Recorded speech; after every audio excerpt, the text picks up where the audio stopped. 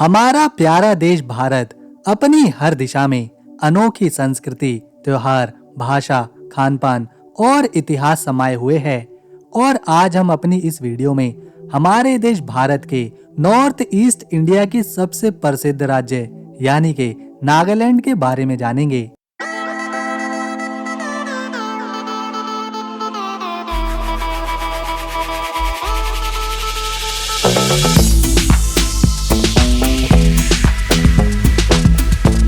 जानेंगे नागालैंड के लोगों का जीवन, उनकी संस्कृति, स्वादिष्ट खानपान और सुंदर शहरों के साथ साथ नागालैंड के सबसे प्रसिद्ध पर्यटन स्थलों को भी। तो बने रहें हमारे साथ इस अद्भुत राज्य के सफर में।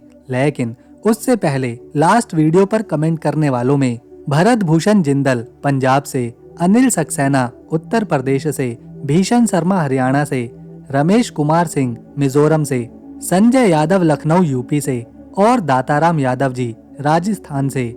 इन सभी दोस्तों को इतना सारा प्यार देने के लिए हमारी ओर से दिल से धन्यवाद। आइए पहले नागालैंड के बेसिक फैक्ट्स जानते हैं। ये है नागालैंड, जो कि भारत के उत्तरी पूर्व क्षेत्र में आता है। नागालैंड को साल 1963 में भारत का राज्य घोषित किया गया था और आज भी ये एक खास राज्य का दर्जा रखता है। यहाँ की प्राकृतिक सुंदरता, नागा हिल्स, वैलीज और ठंडे वातावरण के कारण यहाँ पर लाखों टूरिस्ट खींचे चले आते हैं। इस राज्य में अनेकों जनजातियाँ रहती हैं, जिनमें हर किसी की अपनी संस्कृति है, खान-पान है, जैसे कि कोनियक जनजाति, अंगामी जनजाति और जनजाति। यहाँ के ज्यादातर लोग नागा भाषा बोलते हैं। इसके अलावा हिंदी और इंग्लिश भी बोली जाती है। नागालैंड की एक सीमा म्यांमार देश से लगती है। यहाँ का सबसे बड़ा और प्रसिद्ध त्योहार हॉर्नबिल फेस्टिवल है, जिसके बारे में हम आगे बात करेंगे। नागालैंड की राजधानी है कोहिमा।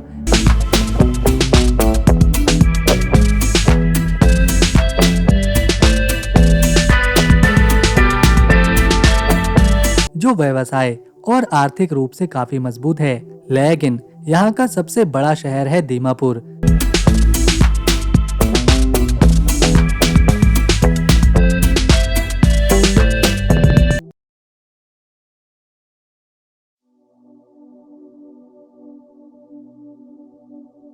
जो अपने आप में खास पहचान रखता है।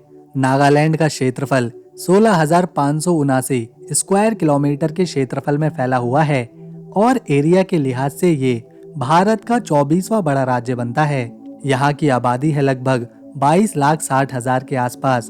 पॉपुलेशन सेंसस रिपोर्ट के मुताबिक अभी नागालैंड में सबसे बड़ा धर्म ईसाई है, जिसे यहाँ के 87% लोग मानते हैं।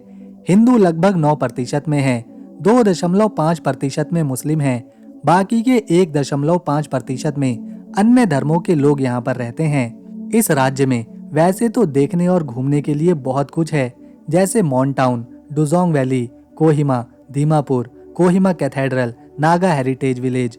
आइए सबसे पहले जानते हैं राजधानी कोहिमा के बारे में। यह है प्रकृति की गोद में बसा यहाँ का सबसे सुंदर और विकसित शहर कोहिमा। आज से लगभग 147 साल पहले इस शहर को स्थानीय लोग क्यूहिमा के नाम से बुलाते थे। यहाँ एक बहुत ही सुंदर फूल उगता है, जिसे केवी कहते हैं। उसी के नाम पर पहले के समय में इस शहर को क्यूहिमा कहा जाता था। फिर जब भारत में अंग्रेज आए और वो नागालैंड पहुँचे, तो वो ये शब्द बोल ही नहीं पाते थे, इसीलिए उन्होंने इसे कोहिमा कर दिया। ये शहर पहाड़ियों के बीच बसा हुआ है और इसकी प्राकृतिक सुंदरता, हरियाली से भरपूर घाटियां, घने जंगल और शांत माहौल किसी का भी दिल जीत सकती हैं। इस शहर में आपको जुको वैली की अद्भुत सुंदरता देखने को मिलेगी। ये वैली नागालैंड और मणिपुर के बॉर्डर के पास मौजूद है। यहाँ का दृश्य मौसम के हिसाब से बदल जाता है। गर्मियों में यहाँ हरियाली दिखाई देती है। बारिश के मौसम में अनोखे प्रकार के फूल यहाँ पर खुशबू बिखेरते हैं और सर्दियों के मौसम में यहाँ सफेद बर्फ नजर आती है। इस वैली में कुछ प्राकृतिक रूप से छुपे तालाब भी हैं, जो सभी को नजर नहीं आते।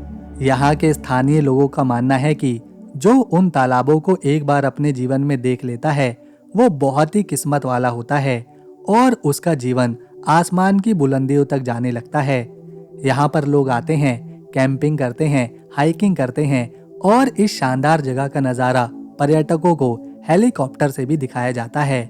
ये है राजधानी में मौजूद यहाँ का सबसे धार्मिक स्थान, जिसे कोहिमा कैथेड्रल या फिर क्राइस्ट द किंग के नाम से जाना जाता है। इसे बनाने की शुरुआत हुई थी 1953 में और ये चर्च 1966 में बनकर पूरी तरह से तैयार हुआ।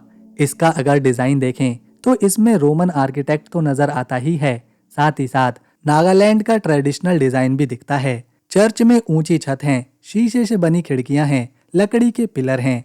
क्रिसमस और ईस्टर जैसे त्योहारों पर यहाँ काफी ज्यादा भीड़ रहती है। क्योंकि चर्च पहाड़ी की चोटी पर बना है तो यहाँ पहुँचने के बाद पूरे कोहिमा शहर को आसानी से और प्रकृति के दृश्यों के साथ देखा जा सकता है। ये है राजधानी कोहिमा के पास किसामा गांव में मौजूद द नागा हेरिटेज विलेज। यहाँ कई प्राचीन और ऐतिहासिक घर हैं जिसमें नागा लोग रहते थे। इन घरों को मोरंग कहा जाता है। पहले के समय में जवान पीढ़ी इन्हीं घरों में नागा जनजाति की संस्कृति, कला और युद्ध में महारत हासिल करने के साथ साथ परंपराओं और रिवाजों को सीखा करते थे। ये गांव एक जीता जागता उदाहरण है नागा ट्राइब के लोगों के जीवन के बारे में, कि कैसे ये लोग अपना जीवन बिताते हैं, कैसे अपने घर बनाते हैं, क्या क्या चीजें इस्तेमाल करते हैं। नागालैंड में इस गांव का खास महत्व और तब बढ़ जाता है जब यहाँ हॉर्निबल फेस्टिवल आयोजित किया जाता है। ये त्योहार हर साल दिसंबर के महीने में इसी गांव में मनाया जाता है, जो कि नागालैंड में सबसे बड़ा और प्रसिद्ध त्योहार है। इस त्योहार में नागालैंड की अलग अलग जनजातियां शामिल होती हैं। 16 से भी ज्यादा जनजातियां इस त्योहार में अपनी संस्कृति दिखाने के लिए हिस्सा लेती हैं, जिसमें लोकगीत, लोक नृत्य, पारंपरिक पहनावा, पुराने तौर तरीके प्रस्तुत किए जाते हैं। इस त्योहार में शामिल होने के लिए दूर दूर से लोग यहाँ आते हैं और जो एक बार हॉर्निबल फेस्टिवल का हिस्सा बन जाता है वो नागालैंड की संस्कृति को करीब से जान सकता है। इस त्योहार का अनुभव कभी ना भूलने वाला रहता है। इसमें कई तरह के कंपटीशन भी होते हैं, जैसे कि कुश्ती का, पत्थर खींचने का और निशाना साधने का। साथ ही साथ हाथ से बनी चीजों का बाजार भी इसमें लगाया जाता है, जिन्हें यहाँ के लोग खुद अपने हाथों से तैयार करते हैं। इसमें गहने शामिल होते हैं, कपड़े होते हैं, बांस से बनी बहुत सारी चीजें होती हैं। ये त्योहार न केवल नागालैंड की संस्कृति दिखाता है, बल्कि यहाँ की आर्थिक व्यवस्था को भी मजबूत करता है, क्योंकि हर साल लाखों की संख्या में पूरे भारत से और विदेशों से भी सैलानी इसे देखने पहुँचते हैं। यह है एक और प्रमुख स्थान जो कि राजधानी कोहिमा में ही है। इसे कोहिमा वॉर सिमेट्री कहा जाता है। ये एक ऐतिहासिक स्थल है जिसे सेकेंड वर्ल्ड वॉर के दौरान बनाया गया था। भारतीय सैनिकों और ब्रिटिश सैनिकों के लिए इन सैनिकों ने जापान के खिलाफ जंग लड़ते हुए अपनी जान दी थी। इस कब्रिस्तान में आज 1420 सैनिकों की कब्रें हैं। यहाँ एक फेमस लाइन लिखी है कि When you go home, tell them of us and say, for your tomorrow we gave our today। यानी कि जब आप घर जाओ तो उन्हें हमारे बारे में बताना और कहना कि हमने तुम्हारे कल के लिए अपना आज दे दिया। ये है दीमापुर, जो कि नागालैंड का सबसे बड़ा शहर है और ये शहर राज्य का एक अहम व्यापारिक केंद्र होने के साथ साथ आर्थिक रूप से भी काफी मजबूत है। दी का मतलब होता है पानी, माँ का मतलब होता है बहुत बड़ा और पुर यानी के शहर। इस तरह इन सभी शब्दों को जोड़कर बनता है नदी किनारे एक बड़ा शहर। हमारे देश में ऐसे कम ही शहर हैं जो इतनी तेजी से विकसित हो रहे हैं, खासतौर पर उत्तर पूर्वी भारत में, क्योंकि यहाँ काम की कोई कमी नहीं। तो इसी वजह से दीमापुर में आपको सभी धर्मों के लोग आपस में मिलजुल कर रहते हुए नजर आएंगे। आपको जानकर हैरानी होगी कि अगर नागालैंड से कोई बाहर का व्यक्ति यहाँ पर आना चाहता है तो उसे पहले इनर परमिट लेना पड़ता है, तभी जाकर वो नागालैंड में एंट्री कर सकता है।